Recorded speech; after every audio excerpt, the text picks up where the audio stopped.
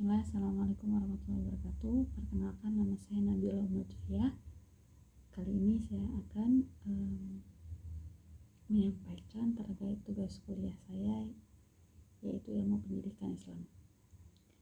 Oke, langsung saja. Yang pertama yaitu jelaskan pengertian dari pendidikan Islam.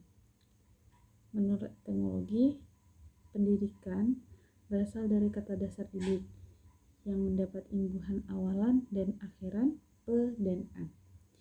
Berubah menjadi kata kerja mendidik yang berarti membantu anak untuk menguasai dari bidang pengetahuan, keterampilan, dan penanaman sikap.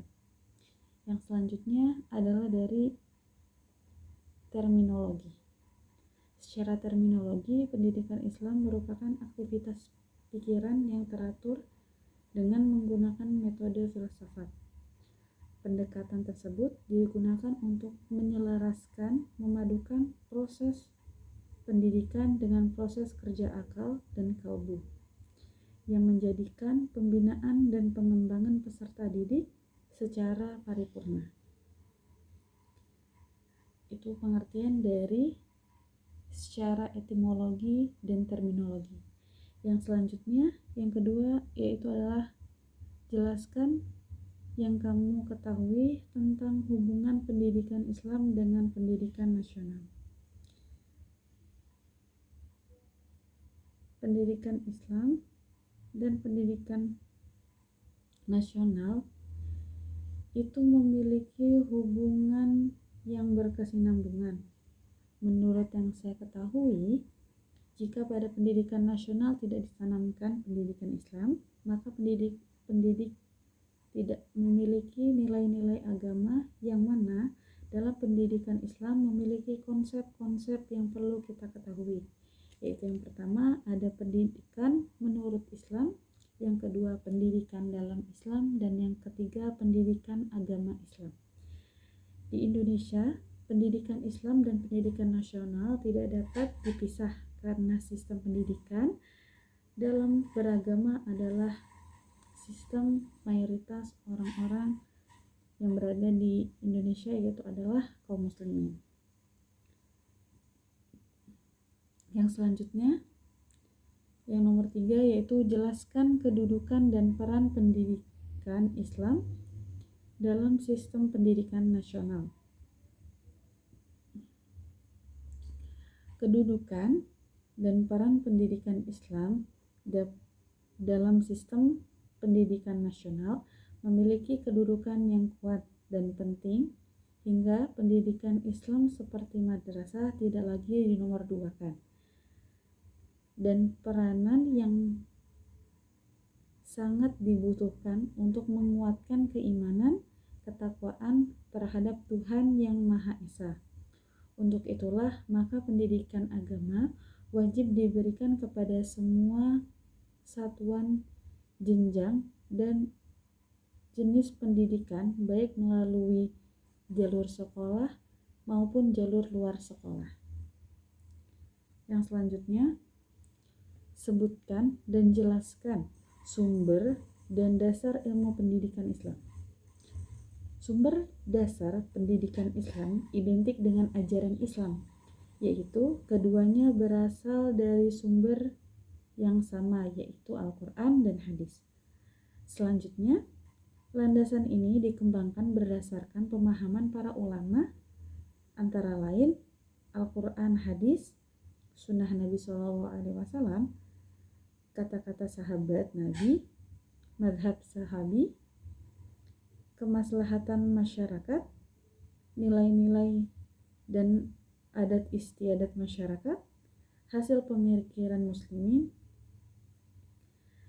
dan dasar pendidikan Islam berfungsi menjamin pendidikan itu teguh berdiri, agar usaha-usaha yang terlingkup di dalam kegiatan pendidikan mempunyai sumber keteguhan, suatu sumber keyakinan agar jalan menuju tujuan dapat jelas terlihat, tidak mudah dikesampingkan oleh pengaruh-pengaruh luar. Yang selanjutnya, jelaskan tujuan pendidikan dalam perspektif pendidikan Islam. Yang pertama yaitu adalah tujuan keagamaan. Tujuan keagamaan adalah untuk membentuk pribadi muslim seutuhnya, mengembangkan seluruh potensi manusia baik yang berbentuk jasmaniah ataupun rohaniah, menumbuh suburkan hubungan harmonis setiap pribadi dengan Allah dan menjalin komunikasi yang baik dengan sesama manusia dan dengan alam semesta. Yang selanjutnya yaitu tujuan keduniaan. Manusia dapat mencapai kesempurnaan melalui ilmu untuk memberi kebahagiaan di dunia dan sebagai jalan mendekatkan diri kepada Allah. Yang selanjutnya yaitu adalah tujuan pendidikan. Menurut para ahli adalah usaha sadar dan terencana untuk mewujudkan suasana belajar dan proses pembelajaran agar peserta didik secara aktif mengembangkan potensi dirinya untuk memiliki kekuatan spiritual keagamaan, pengendalian diri, kepribadian, kecerdasan, akhlak mulia, serta keterampilan. Yang selanjutnya yang nomor 6 adalah jelaskan definisi dari pendidik dalam perspektif pendidikan Islam.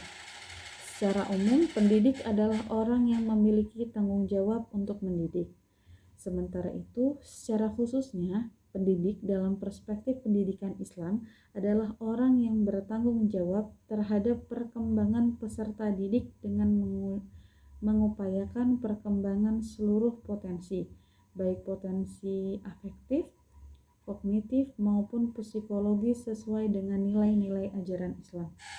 Yang selanjutnya, yang nomor 7, jelaskan kedudukan dan peran pendidik dalam perspektif pendidikan Islam. Kedudukan seorang pendidik memberikan kesan bahwa pendidik adalah orang yang melakukan kegiatan dalam bidang mendidik. Sedangkan khusus pendidik dalam perspektif pendidikan Islam adalah orang-orang yang bertanggung jawab terhadap perkembangan seluruh potensi peserta didik. Peran pendidik di samping mendidik juga berfungsi sebagai motivator, fasilitator dalam proses belajar dan mengajar, sehingga seluruh peserta didik dapat teraktualisasi secara baik dan dinamis.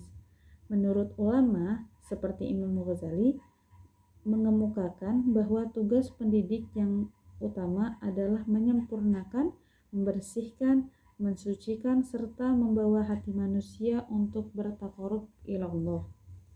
Yang selanjutnya, yang nomor 8, sebutkan jenis-jenis dan syarat-syarat pendidikan dalam proses perspektif Islam.